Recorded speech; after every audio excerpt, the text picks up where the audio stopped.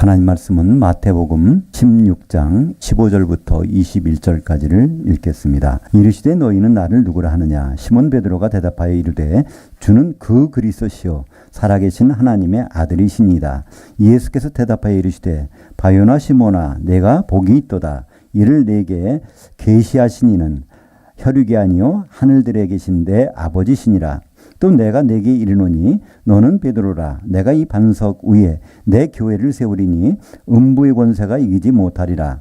내가 천국의 열쇠들을 내게 주리니 네가 땅에서 무엇이든지 매면 하늘들에서도 매어 있을 것이요 네가 땅에서 무엇이든지 풀면 하늘들에서도 풀려 있으리라 하시고 이에 제자들에게 경고하사 자기가 그 그리스도이신 것을 아무에게도 일지 말라 하시니라. 이때로부터 예수께서 자기가 예루살렘에 올라가 장로들 곧 대제사장들과 서기관들에게 많은 고난을 받고 죽임을 당하고 제3일에 살아나야 할 것을 제자들에게 비로소 나타내시니. 오늘 말씀을 가지고 하늘들에 계신 아버지께 계시받고 이름이 바뀐 베드로란 제목으로 말씀을 나누겠습니다. 우리는 지금 예배하러 모였습니다. 예배하는 곳에는 예배 받으실 분이 계셔야죠. 우리 예수님은 지금 여기 안 계십니다. 예수님은 잘 아는 대로 셋째 하늘에 계시죠. 성령님은 어디 계실까요? 요한복음 14장 17절에 보면 진리의 영이 오시면 진리의 영은 세상은 그를 알지 못하고 보지도 못한다고 그랬어요. 그러나 너희는 그를 아나니 그는 너희와 함께 거하심이요 너희 안에 계시겠습니다. 그때 너희라는 것은 이제 제자들이고요. 지금 말하면 성도들이잖아요. 그때 제자들에게는 성령이 계셨어요. 어디에 계셨죠? 함께. 왜냐하면 예수님이 성령을 임하신 상태에서 예수님과 함께 있는 사람들은 성령이와 함께 있던 것입니다. 그죠? 근데 그 다음에 너희 안에 계시겠습니다. 왜냐하면 그분이 가셔서 성령을 보내주셔서 제자들 안에, 성도들 안에 성령이 계신다고 말씀하고 있습니다. 그렇다면 하나님 아버지는 어디 계실까요? 우리말 성경이 보면 하늘에 계신 내 아버지께, 하늘에 계신 우리 아버지께 이렇게 말씀하기 때문에 하늘에 계신 줄 알고 있어요. 근데 하나님 아버지는 물론 하늘에도 계시겠지만 성경에서 말할 때는 한 번도 예외가 없이 하늘들에 계신 우리 아버지, 하늘들에 계신 너희 아버지 이렇게 말씀하고 있습니다. 그러니까 하늘이 아니라 하늘들이라는 것이죠. 사실은 성경의 창세기 1장 1절부터 하늘들이 나옵니다. 태초에 하나님이 하늘들과 땅을 창조하시니라. 성경은 이렇게 시작됩니다. 근데 우리말 번역은 그게 아니기 때문에 하늘들이 뭘까? 들어보면 처음 듣는 말 같이 느껴집니다. 근데 성경은요. 성경 첫째 장 첫째 절부터 하늘들로 시작합니다. 그죠? 그럼 마지막에 가서는요. 새하늘로 끝나요. 그러니까 이 하늘들이 있다가 이건 없어질 겁니다. 언제 없어지냐면 예수님이 결혼식이 이루어지고 이제 모든 그분의 계획이 끝나면 다시 이제 새로운 하늘이 나타나게 되는 것이죠. 그렇기 때문에 이 하늘들이라는 건 과연 무엇일까요? 우리가 갑자기 하늘이라는 말을 듣다가 하늘들을 바뀌면 하늘들이 무엇일까? 성경에 보면 셋째 하늘이 나오니까 그럼 첫째 하늘, 둘째 하늘, 셋째 하늘 이렇게 있을 것인가?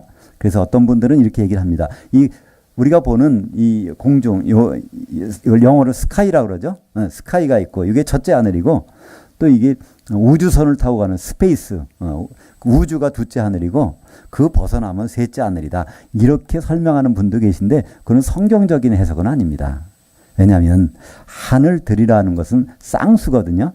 두 개가 합해졌단 말입니다. 우리가 보이는 이게 하늘이 있는가 하면 안 보이지만 엄연히 존재하는 하늘이 또 있어요. 영적인 존재가 활동하는 무대도 우리가 같이 있단 말입니다. 천사가 여기 있다면 바로 이곳에 있는 것이고요. 바로 같이. 그래서 이 첫째 하늘과 둘째 하늘은 떼야 뗄 수 없는 불가분의 관계이기 때문에 할 수 없이 성경에 하늘들이라고 얘기를 합니다. 만약에 여기 제가 커피를 들고 있다면 이 속에 이 커피잔 속에 커피는요. 거기에 물 분자도 커피잔을 꽉 채우고요. 커피 분자도 커피잔을 꽉 채웁니다. 근데 그 두 개를 분리할 수가 없어. 같이 있단 말이죠. 그래서 그냥 성경에서는 하늘들을 창조하셔서 영적인 세계와 물질적인 세계가 같이 공존하는 그 가운데서 하나님은 역사하시기 때문에 그래서 하나님은 원래는 하나님이 하늘에 계시다가 단수의 하늘에 계시다가 하늘들을 창조하셔서 이곳에 와 계세요. 그렇기 때문에 성경은 한 번도 예외가 없이 하늘들에 계신 하늘들을 창조해놓고 니들 잘 살아라 이게 아닙니다. 그분은 여기 와 계시단 말이죠. 그래서 이곳에 계시는 아버지께 우리는 예배를 드려야 되는데 근데 아버지가 예배를 받으시는 장소가 있단 말이에요. 그것이 바로 성경에서 성전이라고 그러죠. 성전은 하나님의 집이니까. 그럼 뭐가 성전일까요? 고린도전서 3장 16절에 보면 바로 너희가 하나님이 성전인 것과 하나님이 성령이 너희 안에 계시는 것을 알지 못하느냐. 그러니까 성령이 계시는 곳이 바로 하나님이 주소지예요. 그럼 거기 가서 예배를 드리는 거죠. 그러면 우리가 이렇게 모여서 예배 드리는 이유는 아버지께 예배를 드려야 되는데 그분이 어디서 예배 받으시냐면 성전에서 받으시고 성전은 우리가 모일 때 그것이 성전이 되기 때문에 우리는 여기서 예배를 드리게 되는 것입니다. 그래서 오늘 우리가 읽은 마태복음 16장 15절부터 21절까지 보면요. 하늘들이란 말이 4번이나 나와요. 17절에도 하늘들이 나오고요. 19절에도 하늘들이 3번이나 나옵니다. 근데 우리말 번역은 그냥 하늘 또 한 군데서는 그냥 천국이라고 번역해 버려 가지고 이게 하늘들이란 말이 눈에 띄지 않게 돼 있는 것이죠. 그러니까 하나님 아버지께서는 하늘들에서 일을 하세요. 오늘 배경은요. 이것은 이스라엘의 맨 북쪽, 우리나라 말하면 어딜까요? 그 함경북도 끝쪽이겠죠. 그쪽 지역을 가이사랴 빌립보라고 합니다. 예수님은 공생애를 갈릴리 지역에서 하셨어요. 십자가는 예루살렘에서 십자가를 지시고. 근데 이 갑자기 공생애를 끝나고 난 다음에 제자들 다 데리고 북쪽으로 가셨어요. 한마디로 우리로 말하면 수학여행 거기 가셨단 말이죠. 그러니까 십자가 지시기 전에 제자들에게 내가 누구라는 걸 알려주시기 위해서 그러 가신 거예요.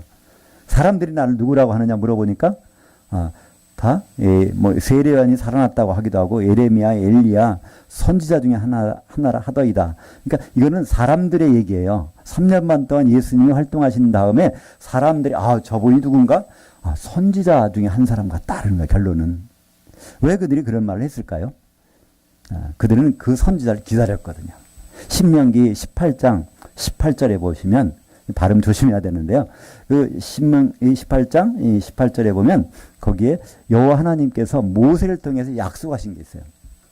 이제는 모세는 가나안 땅에 못 들어가고 여기서 이제 죽지만은 그러나 앞으로 너희 자손 중에서 이 모세와 같은 선지자가 하나가 나올 텐데 꼭 그 말을 들어야 된다는 거예요. 그래서 그들은 모세와 같은 선지자를 기다렸습니다. 근데 이게 누굴까요? 이것이 바로 예수님이시거든요. 그죠? 그래서 그분이 와서 하늘나라 일들을 말씀하시고 있으니까 이분이 바로 신명기 18장 18절에 나오는 그 선지자구나. 그거 맞는 말이에요. 그 선지자는 바로 예수님이 선지자로 일하셨고 예수님은 제사장으로 일하셨고 예수님은 앞으로 왕으로 일을 하실 텐데 이 그리스도라는 말은요. 기름 부음을 받았다는 말입니다. 이건 이제 헬라어고요. 히브리 말로는 그거를 마시아흐라고 합니다. 성경에서는 마시아흐인데 우리말 성경은 메시아라고 번역이 됐죠. 그래서 메시아, 영어로 메시아. 메시아는 히브리 말로 기름 부음을 받았다는 뜻이고요. 그리스도는 크리스토스라는 헬라어로 이거는 기름 부음을 받았다는 얘기입니다. 똑같은 거예요. 그러니까 기름 부음을 누구에게 주었냐면은 이스라엘에서는 선지자, 제사장, 왕이 세 사람밖에 기름 부음을 안 주는 거예요. 그래서 이 그리스도 바로 그리스도가 오긴 오는데 그분은 바로 선지자 그리스도가 오실 것이라 그것만 생각한 거예요. 네, 예수님은 지금 선지자 사역을 다 마치셨어요. 갈릴리에서. 그러니까 잠깐 예루살렘에 가셨죠. 왜냐하면 명절 때 가야 되니까. 그 다음에는 선지자 사역을 갈릴리에서 하셨습니다. 그래서 천국은 이런 것이고 다 말씀하셨단 말이에요. 그 다음에 그분이 사역을 마치시고 이제 다음 사역으로 가야 되는데 다음 사역이 바로 제사장 사역이죠. 제사장 사역은 가장 중요한 게 뭘까요? 제물이 필요해요. 근데 정말 죄가 없는 것을 잡아야 되는데 그는 그분밖에 없거든요. 그러니까 자기 몸을 들여서 드릴 그 제사장 그리스도라는 것을 제자들이 알았으면 좋겠는데 아무도 모르는 거예요. 사람들 생각만 알고 있는 거고. 그 상황에서 오늘 일이 벌어진 것입니다. 이때 그곳에서 하나님 아버지께서 역사하셨어요. 그것도 하늘들이니까, 그죠? 갑자기 베드로한테 뭘 보여주신 겁니다. 그러니까 베드로가 갑자기 고백하는 거예요. 너희는 나를 누구라고 하느냐 했더니 베드로가 갑자기 지금 조금 전에 본 것이 있어. 여기서는 안 나오지만요. 그 본 장면이 이제 뒤에 나오게 됩니다. 여기 이를 내게 알게 하니는 아버지께서 계시해 주신 거라는 거예요. 우리는 계시라는 것을 그냥 계시하면 듣는 말인가 뭔데 계시는 보여주시는 거예요. 원래 그냥 커튼을 열어서 쫙 보여주신 계시예요. 그 장면을 딱 보였더니 예수님이 예루살렘에 가서 고난받고 그 다음에 죽으시고 3일 만에 부활한 장면을 쭉 보여주시는 거예요. 제물 되실 제사장 그리스도구나. 그런 생각이 갑자기 들어온 겁니다. 그래서 거기서 베드로도 자기도 모르게 그런 말씀을 내뱉은 것이 바로 16절에 시몬 베드로가 대답하여 이르되 주는 그 그리스도시요 살아계신 하나님의 아들이십니다. 두 사람들은요 전부가 선지자 그리스도라고 생각하고 있는데요. 제가 잠깐 이렇게 계시를 보니까 그 주님은 그 그리스도시네요. 그러니까 그 그리스도라는 설명을 예수님은 알아들으셨어요. 왜냐하면 하나님이 보여주신 걸 예수님이 알기 때문에. 그래서 오늘 말씀에 20절에 보면 이에 제자들에게 경고하사 자기가 그 그리스도이신 것을 아무에게도 말라 하시느라.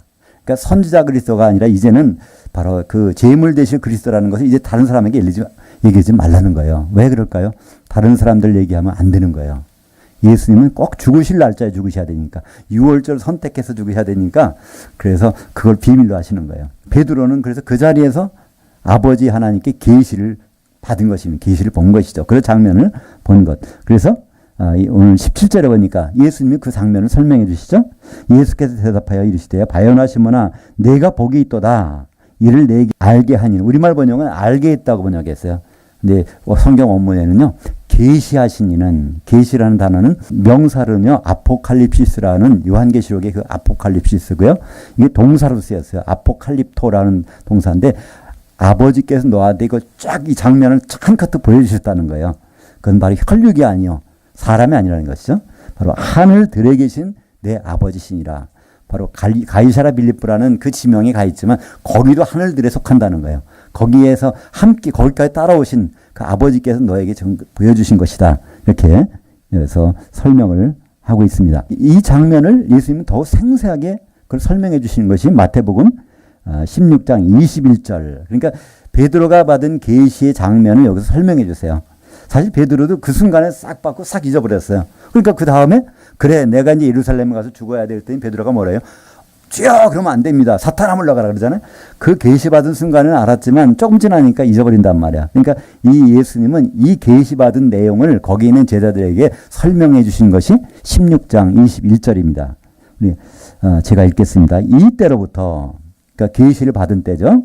예수께서 자기가 예루살렘에서 올라가 장로들 곧 대제사장들과 서기관들에게 많은 고난을 받고 죽임을 당하고 제3일에 살아나야 할 것을 제자들에게 비로소 나타내시니 이 장면이 바로 베드로가 조금 전에 봤던 거예요. 그 장면을 이제 이렇게 설명해 줬고 베드로는 그것 때문에 그 그리스도 선지자 그리스도가 아니라 바로 제물 되실 제사장 그리스도입니다. 이렇게 고백을 했던 것이죠. 이 제물이라는 것은 어떤 특징이 있죠? 반드시 피를 내야 됩니다. 그죠? 피를 내는 것이 그래야 하나님은 그 제물을 받으시는 것이거든요. 그러면 예수님이 피를 왜 흘리실까요? 우리는 예수님을 좀 잘 알기 위해서는요. 구약 성경을 봐야 됩니다. 요한복음 5장 39절에 보면 구약의 모든 성경이 나를 증언하는 거라고 했어요. 그럼 구약에 맨 먼저 등장하는 사람이 누구죠? 아담이 등장합니다. 그 아담이 예수님 모형이라는 거예요. 로마서 5장 14절에 보면 아담은 오실 자의 모형이니라. 그러면 아담이 어떤 일을 했는가를 보면 바로 예수님이 어떤 일을 하실까를 알 수 있어요. 아담에게 돕는 배치를 이렇게 지어서 주려고 흙으로 빚어서 짐승들을 데려와도 바로 아담은 이거는 뭐 새요 닭이요 이름만 불렀다는 거예요. 이 내 살 중에 살이요 내 뼈 중에 뼈니까 내 돕는 배필입니다. 이런 얘기를 안 했다는 거예요. 그래서 하나님은 아담이 돕는 배필을 만나보지 못하였으므로 이제는 그의 몸에서 그를 만들어내는 일을 작업을 시작하십니다. 그래서 깊이 잠들게 죽여버리시는 거죠. 어떻게 보면 사람 볼 때는. 그 다음에 그 갈비뼈를 뽑는 거예요. 피를 흘리시는 거죠. 그 다음에 그걸 가지고 데려오니까 그때서 아담은 고백합니다. 이는 내 살 중에 살이요 내 뼈 중에 뼈다. 내게서 나왔으니까 남자에게서 나왔으니까 여자라 하리라. 그때 그 남자 여자는요 이쉬한데 이쉬라는 것은 아주 그 원래 뜻은 병든 자, 힘없는 자 그런 뜻이에요. 하나님은 원래 아담을 힘없는 자로 만들었어요. 하나님이 도움이 없으면 못 사는 자로 만들었는데 사람들은 아직 그걸 잘 모르는 것이죠. 그 거기서 나왔으니 이쉬에서 나왔으니까 이쉬라 하리라. 그래서 그 힘없는 자의 아내라는 뜻입니다. 그래서 거기서 비로소 자기 돕는 배필을 인정하게 되는데요. 그 사건이 뭐라고요? 아담의 피를 내서 데려온 것이 그의 아내 결혼하는 거예요. 그죠? 그렇다면 아담은 예수님의 모형이라면 예수님은 누가 결혼하신다고요? 그 피를 내서 그 피로 하나 된 그의 신부와 결혼하시겠다는 것. 이것이 바로 예수님이 제물을 대셔야 되는 이유입니다. 그죠? 아담이 그런 과정을 걸쳐서 오는 것을 보여주셨기 때문에 예수님도 다른 과정이 되면 안 된단 말이죠. 그래서 예수님은 제물 되실 그 그리스도라는 것을 우리에게 말씀하고 있습니다. 그렇기 때문에 우리는 예수님이 왜 피를 흘리셨을까? 나 같은 죄인을 위해서. 이거 맞는 말이에요. 그러나 완전하지는 않습니다. 모든 사람을 구원하기 위해서 오셨다면요. 예수님은 그 아담이 그렇잖아요. 갈비뼈만 뽑아가지고 그냥 내버린다면요. 이거 아무 소용없어요. 그 아내가 만나서 결혼까지 해야 되는 거죠. 그죠? 그러니까 예수님의 공로로 구원받은 사람들이 한 몸이 돼서 이제 예수님과 결혼한 단계까지 가는 것. 그것이 예수님 피 흘리신 목적입니다. 그러니까 중간에 나 예수 믿었으니까 구원받았다. 나 천국 가야지. 이러고 끝나면요. 누구한테 실망을 드릴까요? 예수님한테, 하나님한테 실망 드리는 거예요. 그죠? 일껏해서 목적을 가지고 했더니 중간에서 도중하차해버리면 이건 참 그 난감한 일이죠. 그래서 사도행전 20장 28절에 보면 그 하반절에 하나님의 피로 사신 교회라고 되어 있어요. 그러니까 이 교회는 하나님의 피로, 하나님의 피 흘리신 이유가 그 교회를 얻으시려고 피를 흘리셨다는 겁니다. 이거보다 더 정확한 대답이 있을까요? 근데 우리는 거기까지 안 가는데 문제가 있습니다. 나를 위해서 피를 흘리셨다. 거기서 끝나는 거예요. 나를 위해서. 나만 거룩하면 되지. 자꾸만 이렇게, 그러니까 개인 성화와 영화에 단계가 거쳐서 하나님 보시기에 아주 거룩한 자로 되기를 우리는 원하는데 그건 우리 뜻이고 하나님의 뜻은 교회까지 가는 것입니다. 아담의 아내까지 만들어서 결혼 한 몸이 되도록 하려 합니다. 이것까지 가는 것이 성경에서 우리에게 주신 뜻이죠. 그렇기 때문에 그 교회를 만드는 오늘 말씀을 오늘 여기서 하십니다. 예수님은 3년 반 동안 공생애를 하시면서 제자들 먹고 자고 했어요. 근데 거기에 교회라는 말씀을 입도 뻥끗 안 하셨어. 왜냐하면 이해를 못할까 봐. 말해봐도 소용없으니까. 이제 처음으로 이해를 합니다. 왜? 이제 하나님이 계시해 주신 내용이 나왔으니까. 제물 대 피 흘릴 거를 지금 알고 있으니까. 그러면 이제 교회에 대해서는 설명하시는 거예요. 그래서 하신 말씀이 너는 이제 베드로라.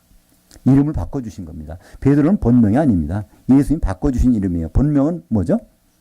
시몬. 시몬은요, 여러 가지 뜻이라고 있는데, 뭐, 황야, 광야, 모래라는 뜻도 있고요. 또 하나는 그냥 듣는다라는 그 뜻입니다. 그거는 너무나 흔한 이름이에요. 하나님께 듣는다. 그 뜻이니까. 근데 예수님은 베드로와 처음 만나는 장면이, 요한복음 1장 14절에 나옵니다.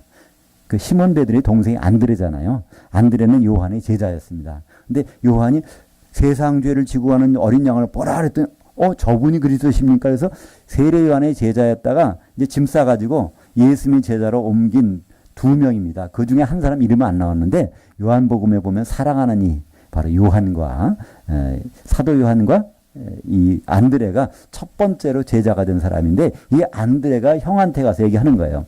나 그리스도를 만났다. 메시아 만났다는 겁니다. 우리가 지금 메시아 만나러 이렇게 애쓰고 있는데 진짜 메시아를 만났어. 우리 선생이 세례 요한 선생께서 저분이 그리스도라고 그랬어. 그랬더니 우리는 베드로가 이제 동생 손을 잡고 갑니다. 그날 저녁에. 그것이 이제 요한복음 1장 42절이에요. 근데 예수님은 오자마자 먼저 통성명도 할 필요 없어요. 너 세례 요한의 제자잖아. 너 이제 이름을 내가 바꿔줄게. 이렇게 하시는 거예요. 예수님 다 미리 준비가 되셨다는 겁니다. 그 베드로가 깜짝 놀랐을 것 같아요. 내 이름을 어떻게 알고 내가 누구라는 거 어떻게 알았지? 근데 예수님은 거기서 바로 이름 바꿔주시겠다는 말씀을 했는데 이름 바꿔준다고 해놓고 3년 반이 지나도록 이름 안 바꿔주세요. 바로 오늘 여기서 비로소 이름을 바꿔주십니다.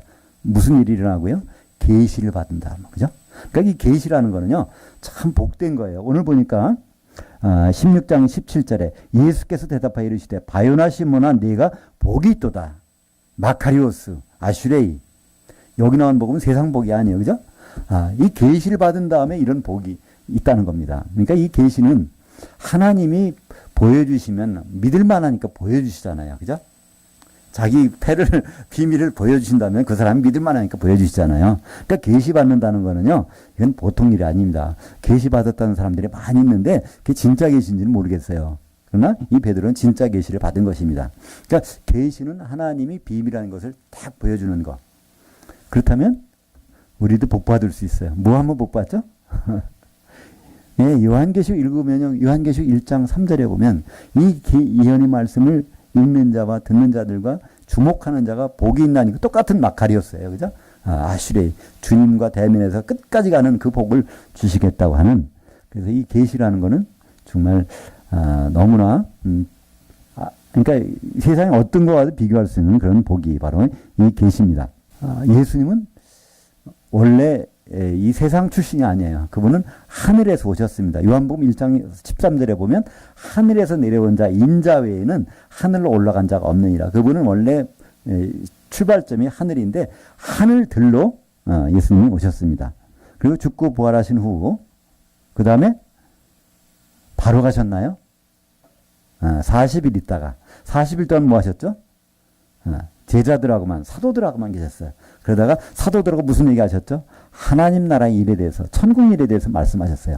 그러고 갔습니다. 그게 바로 천국 열쇠를 이제 맡기시는 그 시간이죠. 그죠?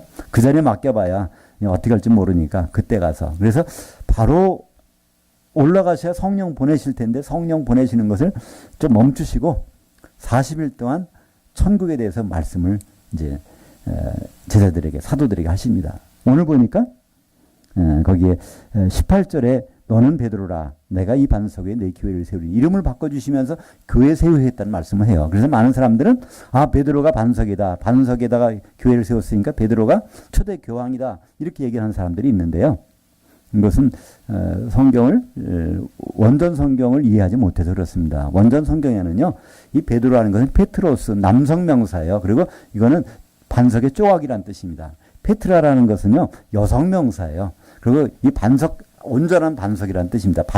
페트라를 깨트리면 페트로스가 되는 거예요. 그 중에 하나가 그러니까 베드로죠. 그러니까 너 같은 베드로를 온전히 12를 맞춰 놓으면 내가 거기다 교회를 세우시겠다는 거예요.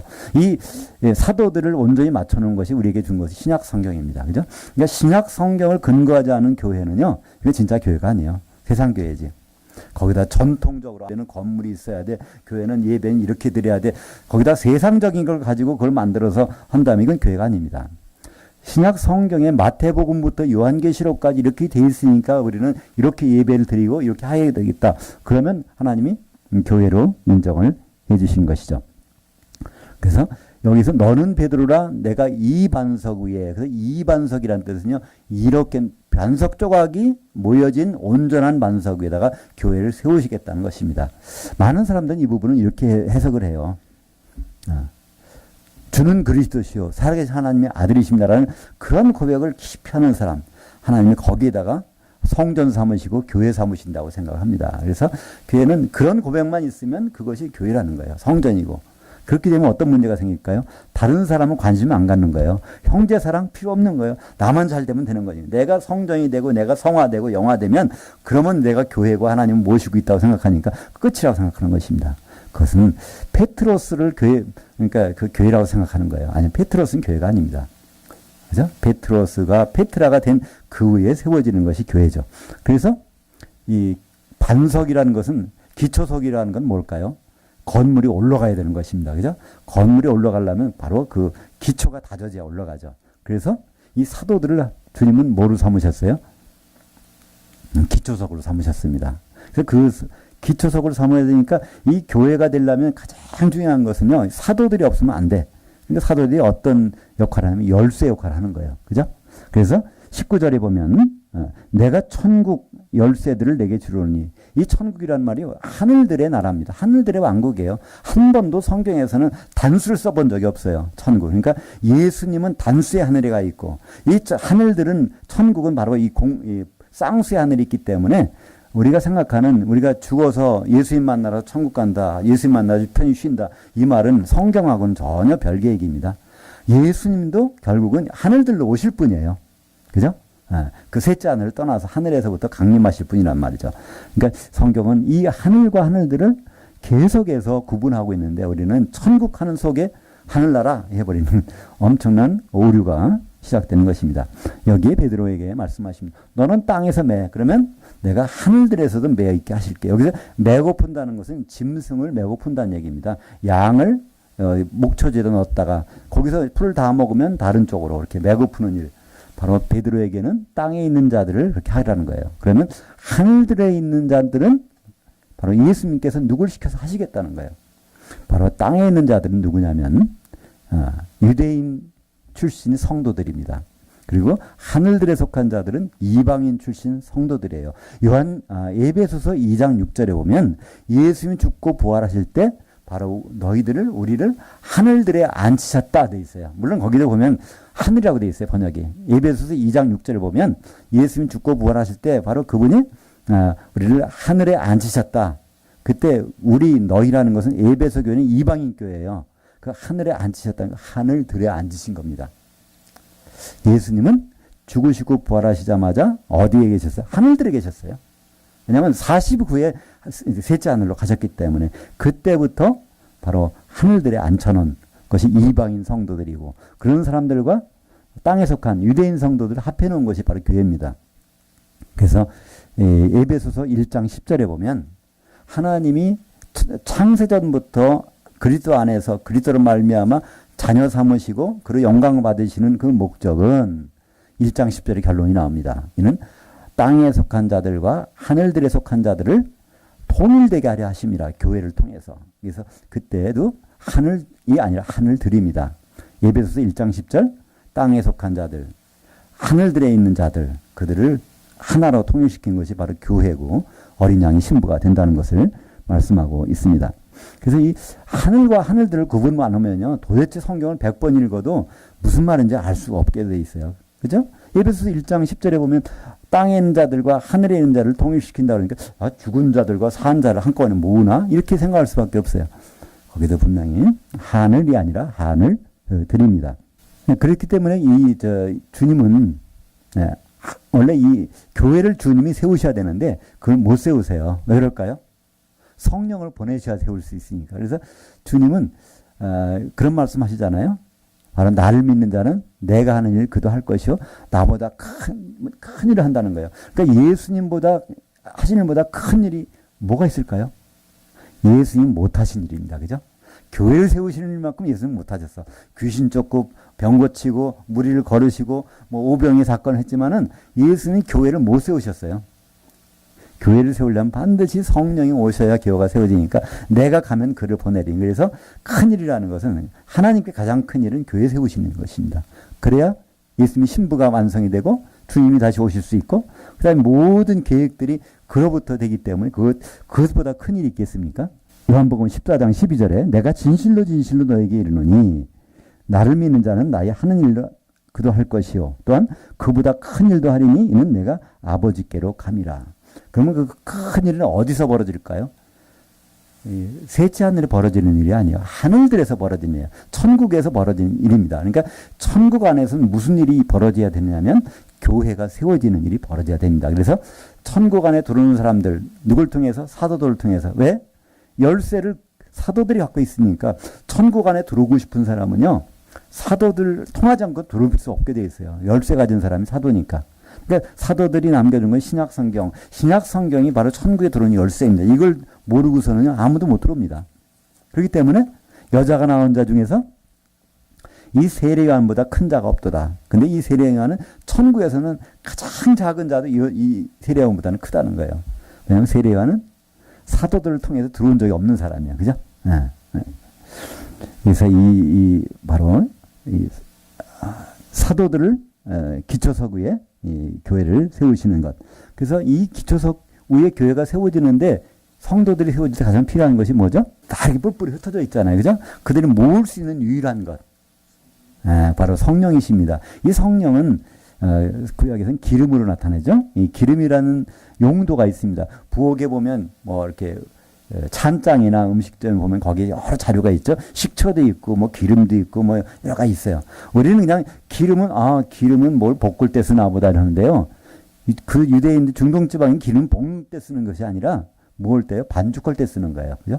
그래서 이 오순절날 성령의 기름이 내려서 오순절날 바로 교회가 반죽이 된 시작이 바로 그날이 오순절날입니다. 그러니까 예수님은 요한계시록에 보면요, 예수님은 4개의 열쇠를 갖고 계세요. 근데 예수님이 열쇠 안 가진 게 하나가 있어. 천국 열쇠가 없어요, 예수님께는요. 그죠? 원래는 5개인데 5종류인데, 왜냐면 천국 열쇠는 하나가 아니라 12개거든요.